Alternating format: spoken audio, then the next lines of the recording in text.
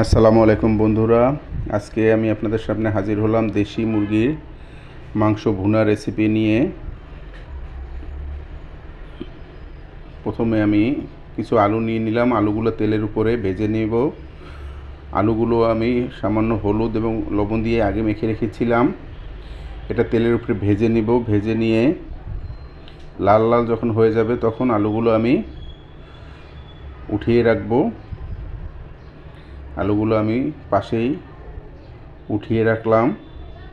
আলু এরকম তেলের উপরে ভেজে নিলে মাংসের স্বাদটা একটু অন্যরকম হয়, স্বাদটা খুব ভালো লাগে, বেড়ে যায়।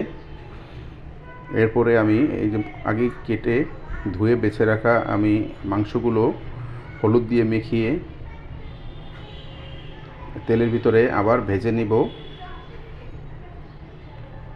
যখন মাংসগুলো ভাজা হয়ে যাবে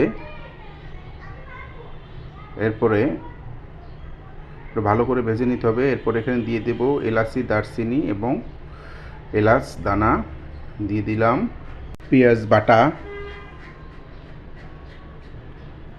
এরপর মাংসটা একটু কষিয়ে নেব। এরপর দিয়ে দেব জিরা এবং ধনিয়ার গুঁড়া। এখানে আমি 1 চামচ জিরার গুঁড়া এবং 1 চামচ ধনিয়ার গুঁড়া দিয়ে দিলাম।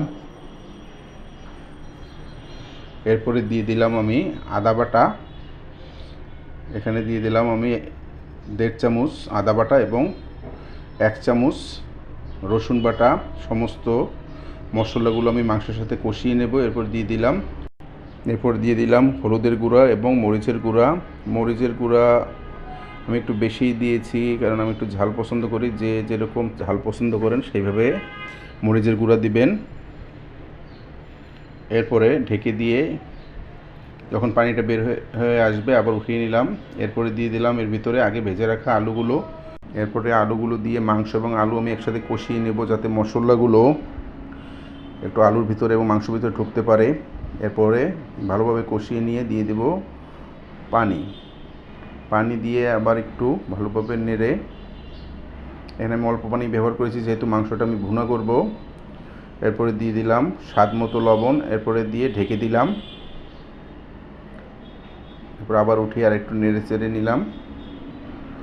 নেড়ে চেড়ে নিয়ে আবার একটু ঢেকে দেব আলু এবং মাংসটা একটু সেদ্ধ হওয়ার জন্য। এরপর উঠিয়ে নিয়ে দিয়ে দিলাম এখানে আমার স্পেশাল মশলা গুঁড়া, এটা আমি নিজে বানিয়েছিলাম। এরপরে ঝোলটা টেনে আসলে দেখেন কি সুন্দর কালার হয়েছে, অনেক সুন্দর হয়েছে আলহামদুলিল্লাহ। খেতেও খুব দারুণ হয়েছে।